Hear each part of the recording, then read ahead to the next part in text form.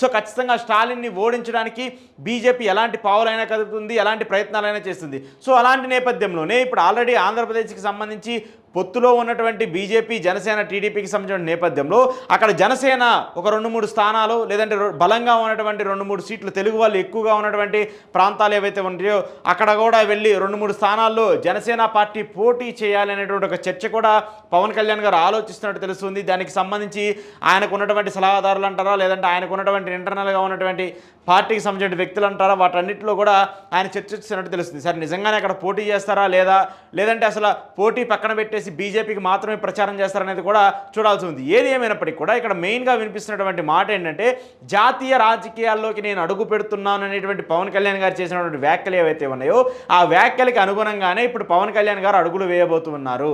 దానికి సంబంధించే first and ట్రయల్గా Tamil Nadu రాజకీయాల్లోకి ఆయన ఎంట్రీ ఇవ్వబోతున్నారు అనేది కూడా తెలుస్తుంది.